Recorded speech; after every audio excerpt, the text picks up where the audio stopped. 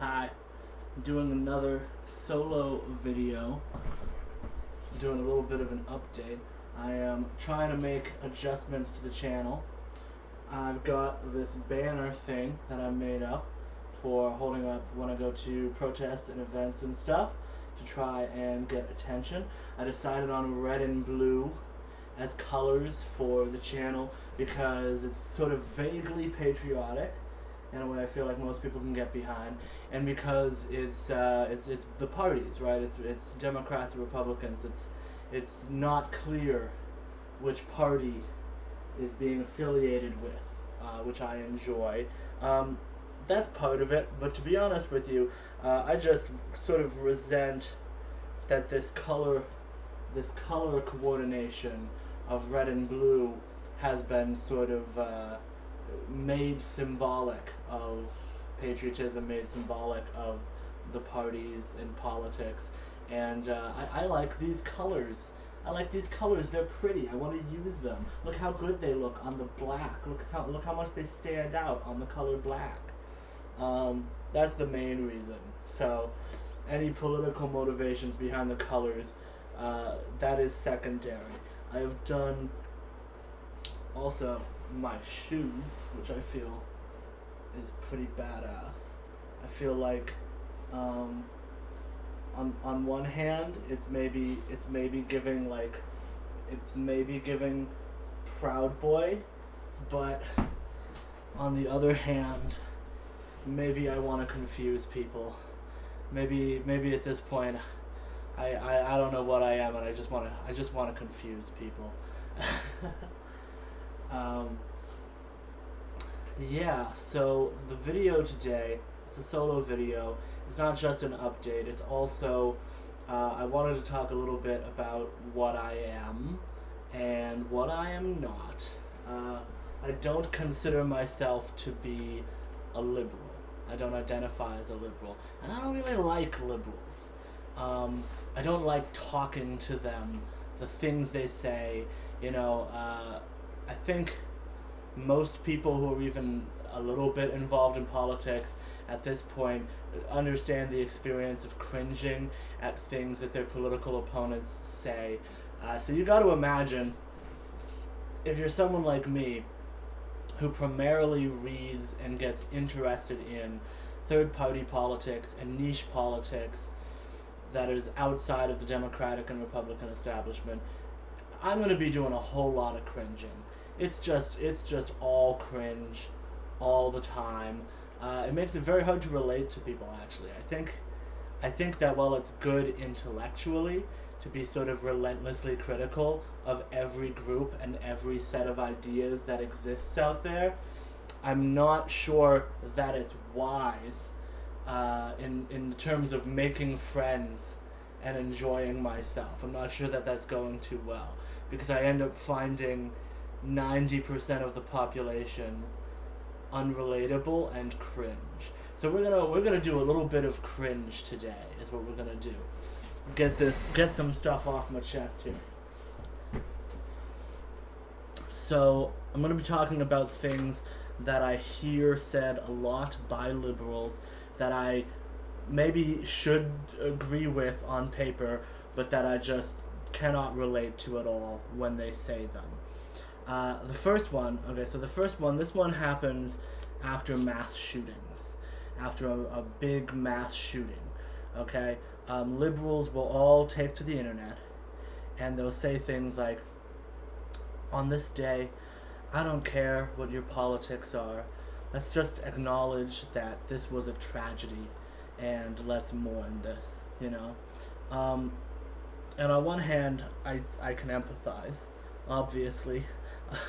How could you not empathize with feeling sad when something very deeply tragic like that happens, right?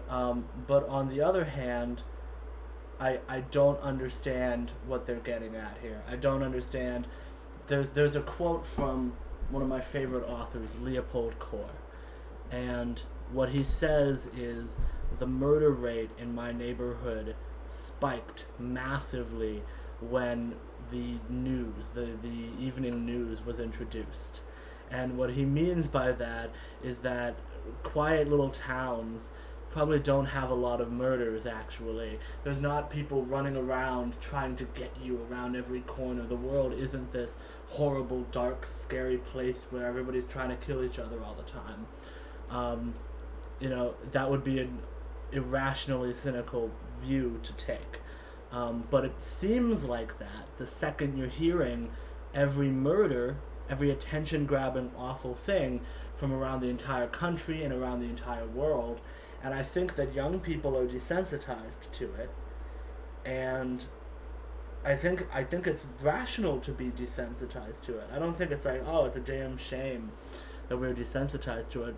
Imagine being sensitized to it.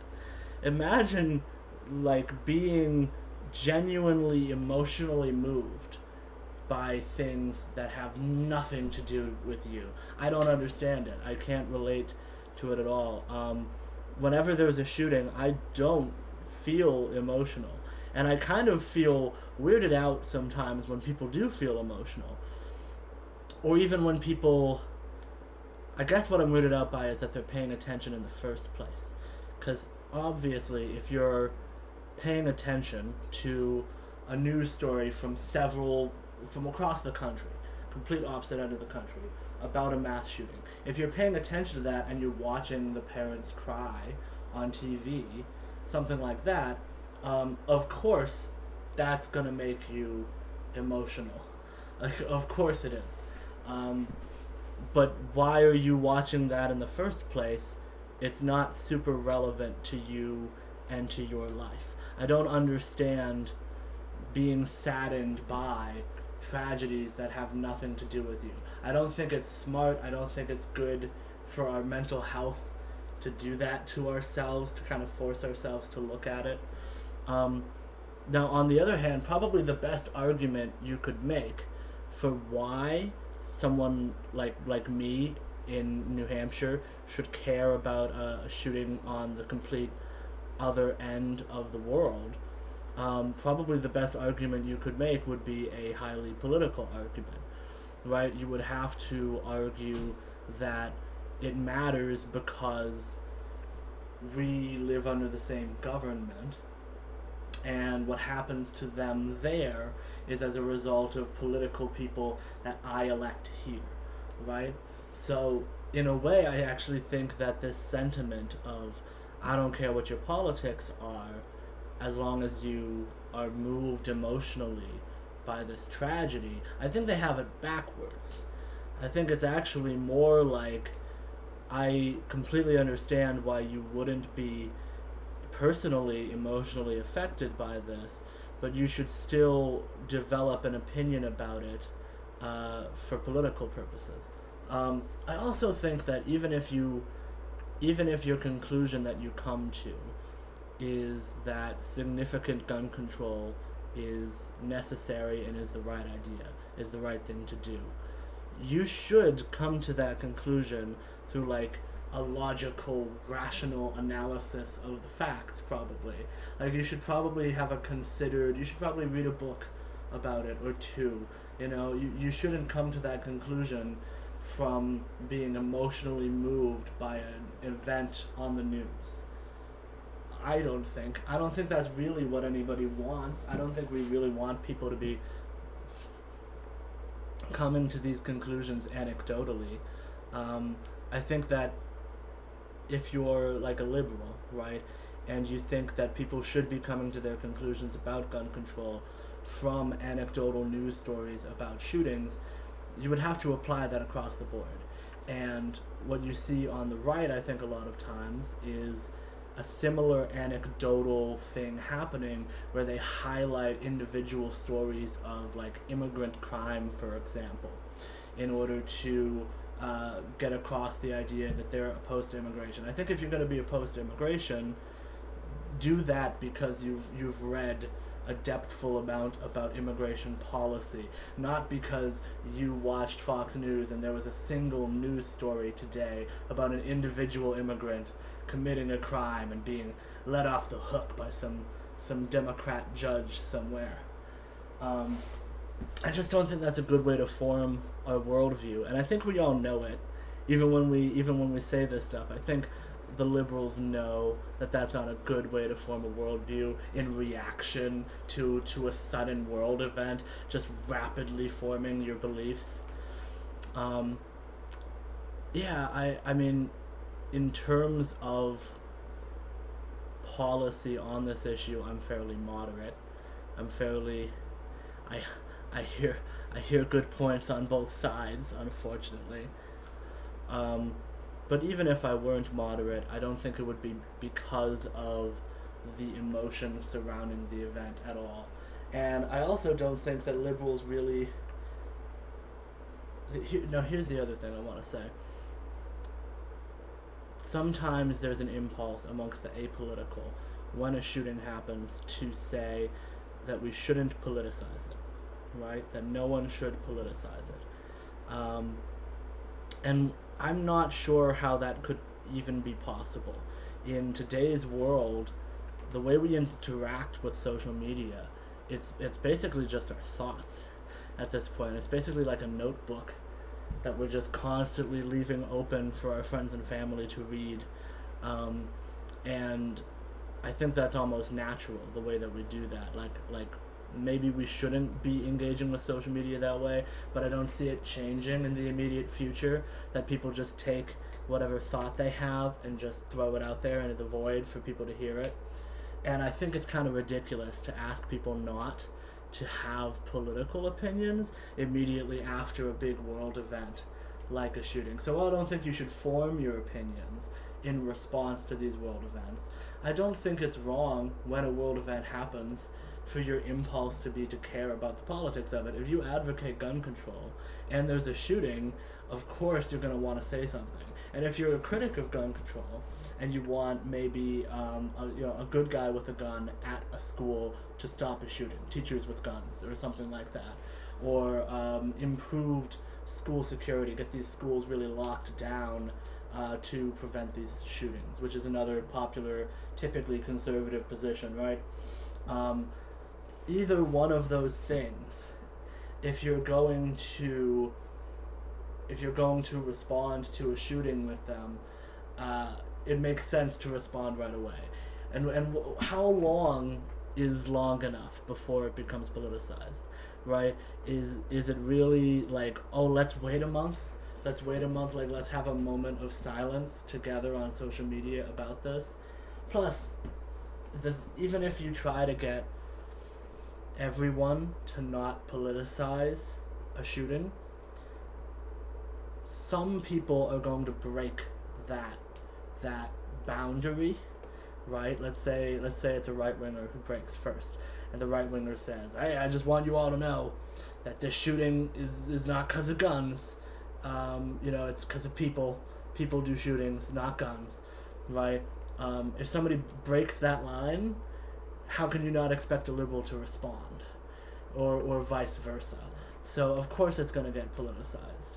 So I think that the conversations that happen every single time there's a mass shooting event are just ridiculous and judgmental and detached from reality in a way that I cannot relate to. I can't relate to thinking the way they do.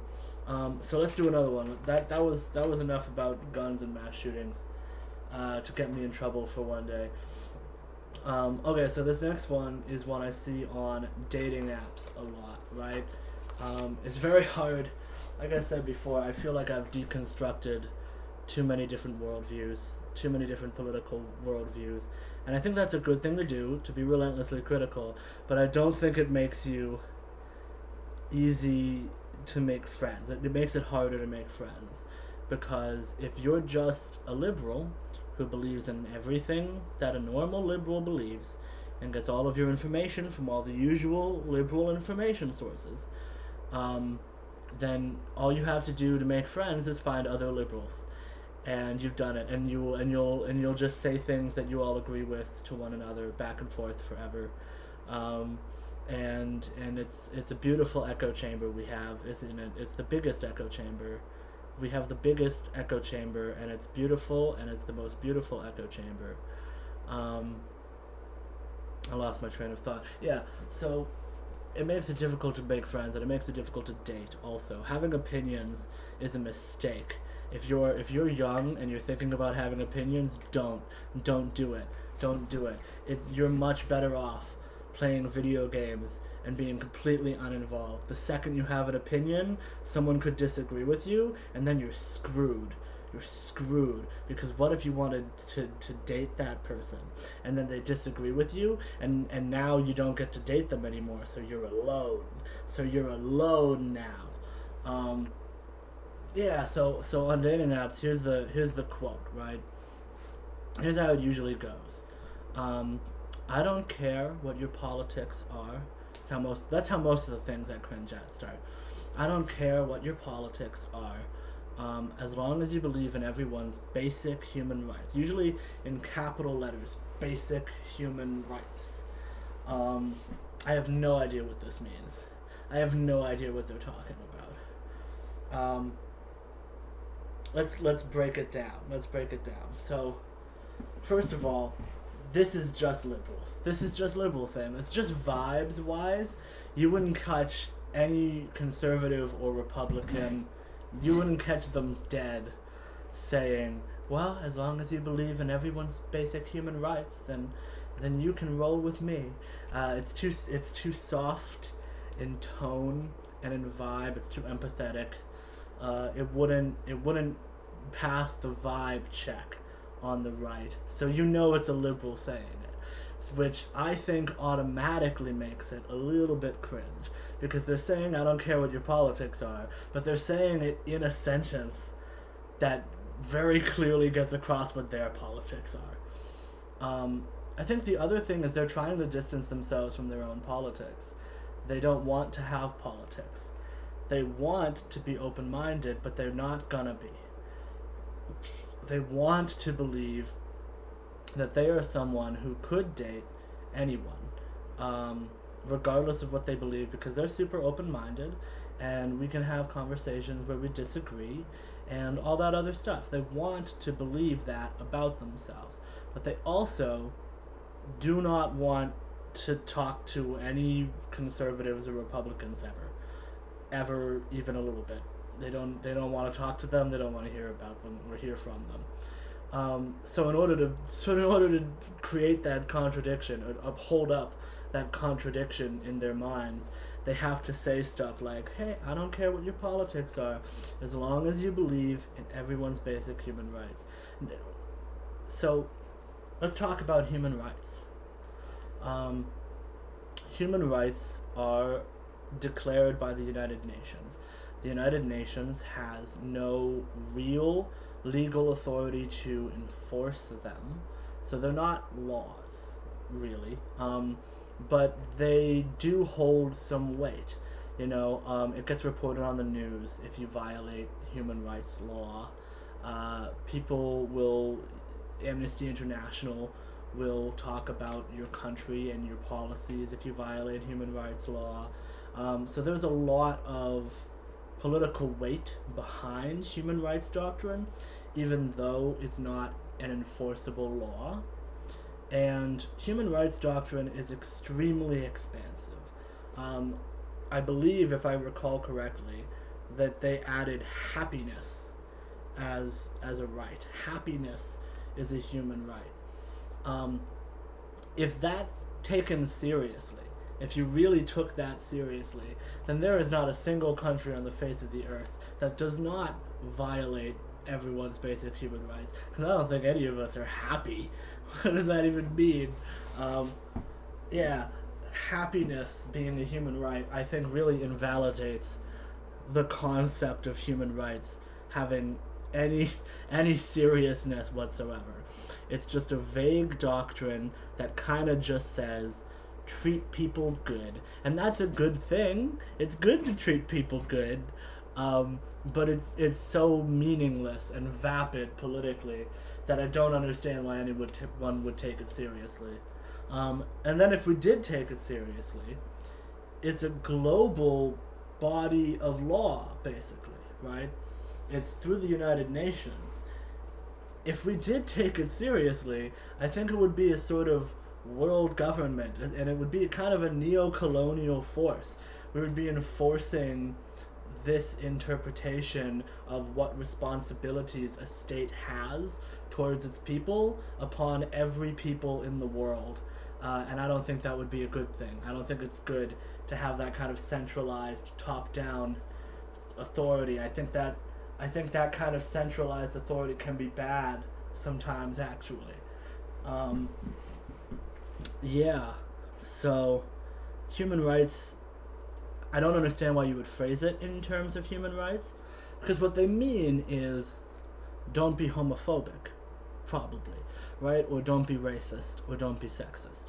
That's what they mean. They mean that they're going to have a hard time dating you or interacting with you socially if you believe things that are interpersonally bigoted.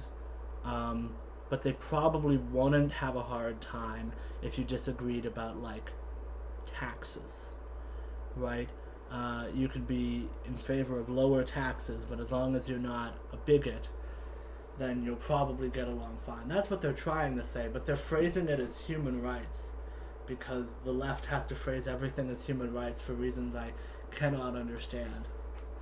And then the other thing is how expansive do they mean when they say you believe in everyone's basic human rights? Because the sort of social justice vibe that's behind that, it extends beyond interpersonal social stuff like bigotry. It extends beyond that, right? You can go to a protest for the homeless, and they will have signs that will say things like housing is a human right, which is both literally true, because it is in the United Nations Declaration of Human Rights that you're supposed to house people, and I agree with the political goal behind it of housing everyone unconditionally. Personally, I agree with that. But it does declare a clear set of political actions that not everybody agrees on, right? If you're a free market libertarian, you don't believe that all housing should be free unconditionally. You believe that the market determines the best rate for the housing. And I think that's a legitimate opinion, even if I disagree with it. I think it's legitimate. And I think open-minded people should be able to have that conversation. Um, and so if you believe that like housing is a human right, then what you're saying when you say, I don't care what your politics are, as long as you believe in everyone's basic human rights, what you're saying is, I don't care what your politics are, as long as you're a leftist, right? As long as you're like a socialist, or at least a social democrat who believes very strongly in significant pressure to create affordable housing for people. Probably would have to go farther than that, though, right? For it to really be a human right, you would probably have to make it free and not just like more affordable. So it actually implies a political stance on economic issues that is, I think, way farther left than most Americans. And to say that as if it's apolitical is so confusing and weird to me. And I don't know why you would do that. I ran this by a friend of mine who is maybe a bit more in that sort of liberal social justice-y camp than I am. And she also found it cringe, but for slightly different reasons. Her reasoning was basically, if you believe in people's basic human rights, you should be political. She was like, you should care about whether or not, like, Joe Biden, I guess Kamala now, whether or not Kamala Harris wins the election, because that affects people's basic human rights. So you should care about Democrats and Republicans. You should care about politics if you care about people's basic human rights. And so for her, it was more of like, how dare you be so morally lazy as to believe in basic human rights and then not take action on it. So yeah, so from every possible angle I think I could think of, there is no good reason to say something like this. And it makes it very hard because I am very much a left-wing person, I think most of the time, like left-leaning, I guess you could say in a way, in a weird way. So you would think that I would want to date other left-wing people, that I would relate to what they say on their profiles, that would be a turn on for me. It's not. It's a turn off, and that I find that very difficult on a personal level. Here's another one. Here's another thing that I think I find very cringe. So I went out to a protest recently, and I sort of tried to win over subscribers to my YouTube channel. There was a pro-Palestine demonstration and a pro-Israel demonstration right next to one another, right? And because I'm trying to talk to literally everybody, I went and talked to both of them. And I just was like, I want to talk to everybody here. I want to get to know everybody here, and I want to just win over subscribers so that we can have a dialogue, have a conversation. If you disagree with me, please subscribe to me and then comment how wrong I am. I want you to. It boosts me in the algorithm, please. So yeah, I went to advertise, but also maybe somewhat to support a cause. I haven't figured out yet how much I should actually reveal my own beliefs and how much I should cloak them and just talk to everyone. It's a difficult decision. I'm trying to ride the line, kind of be halfway in between, but I talk too much, so it's pretty much impossible for me to really cloak myself too much. But while I was there was a group of Trump supporters driving by, and some of the pro-Palestine demonstrators who were very much Democrats. They told me actually that they had previously been out there for Ukraine, and that now they had moved on to pro-Palestine demonstration. I didn't even know that demographic existed until I talked to them. I didn't know there was a group of people who were both pro-Ukraine and pro-Palestine. Maybe that's a bigger demographic than I thought. I really thought it was either critical of Ukraine, critical of Israel, or pro-Ukraine, pro-Israel. I really didn't think there was that overlap, but I'm losing track here. But they yelled at the Trump supporters, "You know he's a felon, right?" They yelled that to the Trump supporters, which I guess they thought was an own. Oh, get fucked, stranger driving by me on the street of the town I live in. Because that's what we do now. We just try to own each other and one up on one another, because that's the incentive structure on the internet, and we've just actualized it into the real world, and all we're doing is trying to shout gotchas at one another in real life for the satisfaction of getting to actually see the face of the person we've gotcha'd. And so yeah, so they shouted, "You know he's a felon, right?" I don't relate to that at all. I do not relate to caring about Donald Trump's felonies. Now, on one level, I do care. I don't think it's good for a president to commit crimes. I don't think it's good for a president to do corruption. I don't think that's a good thing. But on the other hand, I think there's a misalignment of priorities going on here. To demonstrate this, I want you to imagine a scenario. Imagine a scenario where, I'll say, your dream candidate, your dream political candidate is running, okay? And they're winning too. They're in the general election now. For me, it's going to be maybe like Bernie Sanders or something, right? Bernie Sanders is running, and he's in the general election, and he has a chance to win because it's him versus whoever the Republican is. It's him, and he's running, and he's winning. But he's committed a bunch of crimes. He's a felon because he's done a bunch of crime stuff. Crime stuff I don't even fully know the details of, personally because I couldn't care less.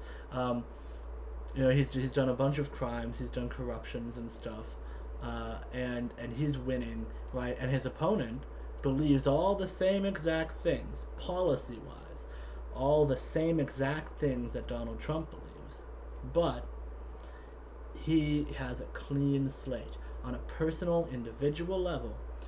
He has never done anything wrong. He's a super sweet individual. Additionally, the guy with the same exact beliefs and policies as Trump, he's very quiet. He's very down to earth in his speaking voice. Whereas the Bernie Sanders in this scenario, he's a loudmouth. He swears. President shouldn't swear. Fucking don't swear. And he's a loud guy, and he's angry too. He's like, those 1% should fucking die because they suck. Say that on TV. I'm picturing Bernie Sanders saying that, and it's hilarious. Who do you vote for? Do you vote for the person who reflects your values, who reflects the set of policies that you believe in and that you care about and that you want to see happen in this country? Or do you vote for the one who's quiet and nice? I vote for the one who reflects my policy beliefs. Donald Trump once said he could shoot a man in the middle of Times Square and it wouldn't change that people were going to vote for him.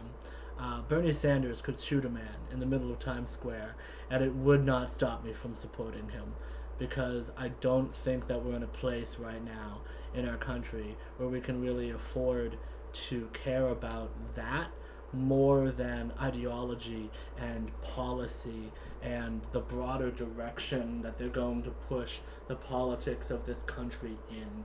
I think we need to be shifting the Overton window, changing the range of acceptable discourse, and pushing for policy change.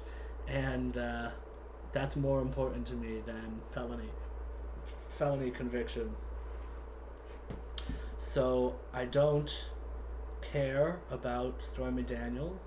I don't care about the Steele dossier. I don't know what the Steele dossier is. I don't care about the Mueller report. I don't care about Hunter Biden's laptop or what's in it. I don't care about sex scandals. I don't care who's cheating on their wife. I don't care about Bill Clinton cheating on his wife. I don't care that Hillary Clinton stayed with him. I don't care about any of that. And you shouldn't either. Because to me that shows that you probably haven't learned enough about policies to have strong opinions on policies. You haven't learned enough about ideologies to have strong opinions on ideologies. And so instead you're voting based on this surface level personal character type stuff that is politically largely irrelevant. And that's not good. That's not the way we should be engaging with politics. We should want to elevate this conversation so that we're not just talking about people's scandals or their personal life, and we're instead talking about the broader political movement that they believe in and stand for. So, not a liberal. Not a liberal.